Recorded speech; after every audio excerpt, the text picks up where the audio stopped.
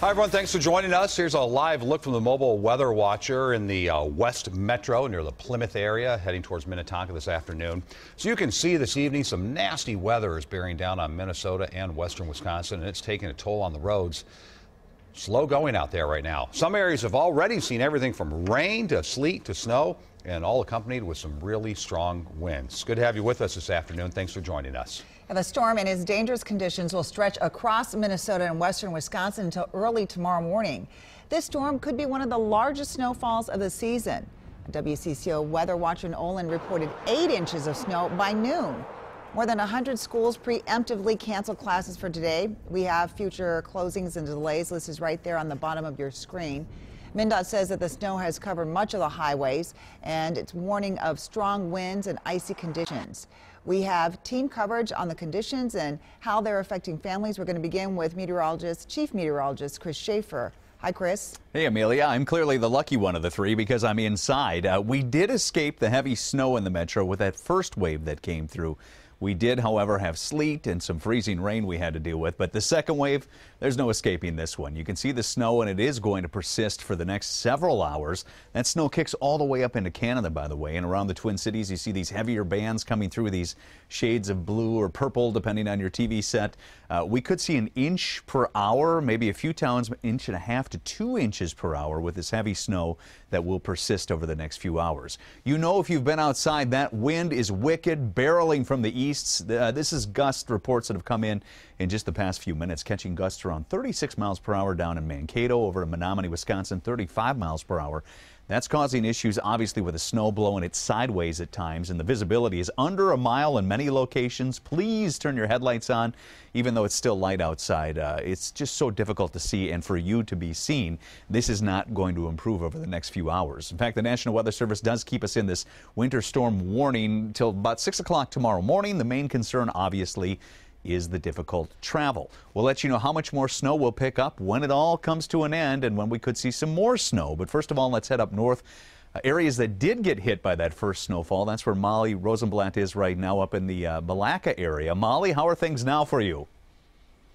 Well, like you said, Chris, that wind, it is wicked. Out of the east at about 16, gusting up to 26 miles per hour at times. Earlier, we saw close to 40 mile per hour peak wind gusts. And just behind me, you can see pretty much whiteout conditions, visibility down to close to nothing. So dangerous driving on the roadways, that's for sure. Around here, so far, 4.5 inches, but that was earlier this afternoon. I'm sure that number obviously growing. We'll get the update coming up for you soon. And elsewhere, north of the metro, we saw some pretty impressive snow totals. Let's check out those snow totals right now. Monaga saw 11 inches of snow. Park Rapids, 7 inches. Brainerd saw 5 inches, and Staples 5 inches as well. Little Falls 2.5, just a little less than that in St. Cloud, where they saw 2.3 inches. And we caught up earlier today with folks braving the brutal conditions. Nasty wind, sleet, and snow. Michael Helmbrecht is gearing up to dig out here at the country store in Mora. Whatever happens, yes. And then, of course, we got to plow at home, so that takes a big part of the driveway. This gets around the house. Very easy. So you're well equipped, I take it? Absolutely. You have to be in this weather, in this state. And just over in Malacca, travel has been a nightmare, especially in the open areas. Well, we just came around Mille Lacs Lake, and the wind was about 3 times what it is now, just coming right off the lake, and it was almost a whiteout.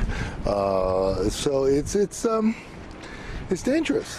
Brian Provo is on his way home from a fishing trip at Lake of the Woods. And while conditions are dangerous, he's just taking it all in stride. I think it's overrated. I don't think the roads are that bad yet. I'm hoping to make it home in the next hour and not be in the ditch. And yes, hopefully he made it home just fine. But of course, we know that conditions are very dangerous on the roadway. So best if you're up in these parts to just stay at home, stay safe. And if you do have to be on the roads, of course, take it slowly.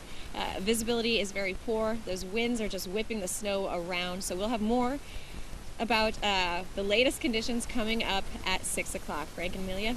All right. Very good. Thank you, All right, Molly. hang in there, Molly. State Patrol wants to remind you to take it easy as well. The roads are icy. Our Angela Davis just shared this video on Twitter of a bad head-on collision on Interstate 94 in Maple Grove. You'll see as they got closer here just how severe this accident was. We don't know if there were any injuries or what happened, but the front of this car is really severely damaged. MnDOT trucks are out treating and clearing the roads right now. They say divers should do their part as well. The State Patrol says this morning there were 65 crashes on state roads and 77 spinouts. With the snow picking up, those numbers will likely go higher. Here's a look at the overall traffic flow in the metro right now. As you can see, there is certainly a lot of red and orange out there. It's slow going for a lot of folks. Our John Lauritsen is in the mobile weather lab in the West Metro right now. John, what are you seeing? You know, Frank, this snow is arriving later than initially anticipated. Now it's hitting us really at the worst possible time. We're on 94 going east here, coming up on 169, and you can see that it's not ideal for driving. MnDOT did pre-treat these roads, so it's probably not quite as bad as it could be, but still very slow go out there. It'll get worse as the night goes on into tomorrow morning. I think tomorrow morning's commute will not be quite as bad, but it could still be rough as this snow is expected to linger. It started as light rain, then freezing rain, then it kind of changed over to all snow, and we're seeing it not snowing really heavily right now, but coming down just enough to create problems here during the rush hour. Again, tomorrow morning's rush hour could be somewhat similar, but hopefully not quite as bad as we're seeing right now. And then you mentioned MnDOT earlier. We talked about how they pre-treated some of these roadways as well, really to do what they always say in these situations: slow down, back up, give yourself plenty of distance.